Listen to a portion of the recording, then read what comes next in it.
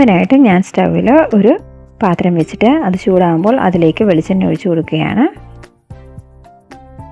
വെളിച്ചെണ്ണ ചൂടായി വരുമ്പോൾ നമുക്കതിലേക്ക് കുറച്ച് കാഷ്നട്ട് ഇട്ട് അതൊന്ന് ഫ്രൈ ചെയ്തെടുക്കാം.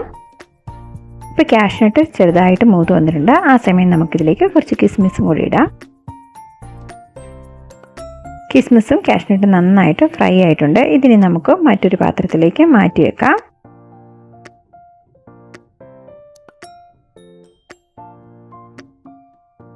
ഇനി അതേ പാത്രത്തിലേക്ക് നമുക്ക് കുറച്ച് ഡ്രൈ ഇൻഗ്രീഡിയൻസ് ആഡ് ചെയ്ത് കൊടുക്കാം.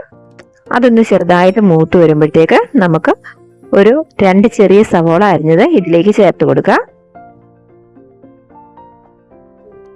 സവോള ഒന്ന് വഴണ്ട് വരാനായിട്ട് നമുക്കതിലേക്ക് അല്പം ഉപ്പ് ആഡ് ചെയ്ത് കൊടുക്കാം. സവോള നന്നായിട്ട് നമുക്ക് വഴണ്ട് കിട്ടണം.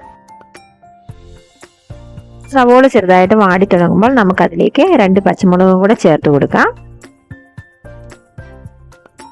ഇനി അതിലേക്ക് നമുക്ക് ഒരു ടീസ്പൂൺ ഇഞ്ചിയും വെളുത്തുള്ളിയും കൂടെ ചതച്ചതും കൂടെ ചേർത്ത് കൊടുത്ത് ഇത് നന്നായിട്ട് വഴറ്റിയെടുക്കാം. ഇപ്പോൾ സവോള ആവശ്യത്തിന് വഴണ്ടിട്ടുണ്ട്. ഈ സമയം നമുക്ക് ഇതിലേക്ക് ഒരു 3/4 ടീസ്പൂൺ ഗരം മസാലയും 1/2 ടീസ്പൂൺ കുരുമുളക് പൊടിയും കൂടെ ചേർത്ത് കൊടുത്തിട്ട് ഇത് ചെറുതായിട്ടൊന്ന് മൂപ്പിച്ചെടുക്കണം.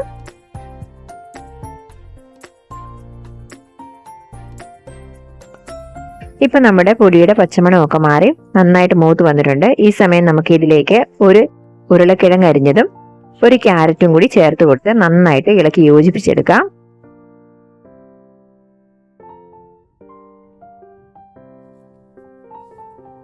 ഇനി ഇതിലേക്ക് നമുക്ക് ചിക്കൻ ചേർത്ത് കൊടുക്കാം. ഇനി ഇതെല്ലാം കൂടെ നന്നായിട്ടൊന്ന് ഇളക്കി യോജിപ്പിച്ചെടുക്കണം. ആവശ്യത്തിന് ഉപ്പും കൂടെ നമുക്ക് ചേർത്ത് കൊടുക്കാം. നമ്മളിവിടെ ചിക്കൻ വേവിക്കുന്നത് തേങ്ങാപ്പാലിലല്ല, സാധാ വെള്ളം ഒഴിച്ചാണ്. അങ്ങനെ പ്രിപ്പയർ ചെയ്യുന്നത് കൊണ്ട് ഈ ചിക്കൻ സ്റ്റൂവിന് ടേസ്റ്റിനൊന്നും ഒരു വ്യത്യാസം വരില്ല. നമുക്ക് നല്ല ടേസ്റ്റ് തന്നെ കിട്ടും. അപ്പം നമുക്കിത് വേവാൻ ആവശ്യമായ വെള്ളം ചേർത്ത് കൊടുക്കാം. ഒരുപാട് വെള്ളം ഒന്നും ഒഴിച്ചു കൊടുക്കണ്ട. ഇതൊന്ന് വെന്ത് കിട്ടാൻ മാത്രമുള്ള അളവിലുള്ള വെള്ളം ഒഴിച്ചു കൊടുത്താൽ മതി. അപ്പോൾ നമ്മുടെ ക്യാരറ്റും ഈ ചിക്കനും ഉരുളക്കിഴങ്ങും ഒക്കെ നന്നായിട്ട് വേവുന്നത് വരെ നമുക്കിതൊന്ന് അടച്ചു വെച്ച് വേവിച്ചെടുക്കാം.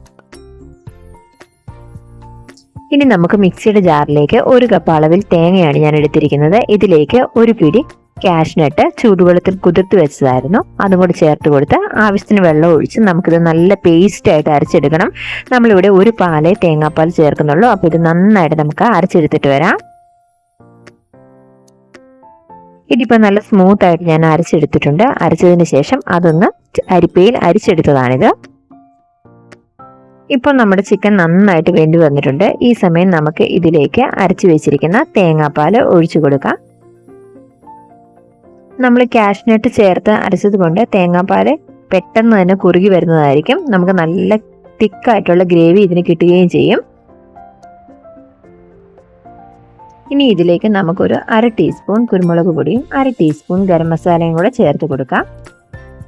തേങ്ങാപ്പാൽ ഒഴിച്ചു കഴിയുമ്പോൾ നമ്മൾ ഫ്ലെയിം ലോയിലേക്ക് ആക്കിയിടണം. അതിനുശേഷം ഇതൊന്ന് ചെറുതായിട്ട് ചൂടായി വന്നാൽ മാത്രം മതി. ഇത് പെട്ടെന്ന് തന്നെ ചൂടായി വരികയും കുറുകി വരികയും ചെയ്യുന്നതാണ്. ഇനി ഇതിലേക്ക് നമുക്ക് അല്പം കറിവേപ്പില കൂടി ഇട്ട് കൊടുക്കാം. ഇപ്പോൾ തന്നെ നമ്മുടെ ചിക്കൻ നന്നായിട്ട് കുറുകി വന്നിട്ടുണ്ട്. നല്ല തിക്കായിട്ടുള്ള ഒരു ക്രീമി ടെക്സ്ചറിലാണ് നമ്മുടെ ചിക്കൻ സ്റ്റൂ ഇപ്പോൾ ആയിട്ടുള്ളത് തന്നെ. നമ്മൾ ഒരു തവണ തേങ്ങാപ്പാൽ ചേർക്കുന്നുള്ളെങ്കിലും നമ്മുടെ കറി നല്ല കുറുകി തന്നെ വന്നിട്ടുണ്ട്. അങ്ങനെ നമ്മുടെ ചിക്കൻ സ്റ്റൂ ഇവിടെ റെഡി ആയിട്ടുണ്ട്. ഇനി നമുക്കിതിലേക്ക് ഫ്രൈ ചെയ്ത് വെച്ചിരിക്കുന്ന കാഷ്നട്ടും കിസ്മിസും കൂടെ ചേർത്ത് കൊടുക്കാം. നമ്മൾ തേങ്ങയൊക്കെ ഇങ്ങനെ 2ാം പാല് പിഴിഞ്ഞ് സമയം കളയാതെ ഇതുപോലൊക്കെ എല്ലാവരും ഒന്ന് ഉണ്ടാക്കി നോക്കണം. വളരെ പെട്ടെന്ന് തന്നെ നമുക്കിത് ഉണ്ടാക്കിയെടുക്കാവുന്ന ഒരു ചിക്കൻ സ്റ്റൂ ആണ്. അധിക സമയമൊന്നും വേണ്ട ഇത് പ്രിപ്പയർ ചെയ്തെടുക്കാനായിട്ട്. അപ്പത്തിനൊപ്പവും ബ്രെഡിനൊപ്പം ഒക്കെ ഒരു സൂപ്പർ കോമ്പിനേഷനാണ് നമ്മുടെ ഈ ചിക്കൻ സ്റ്റൂ കറി.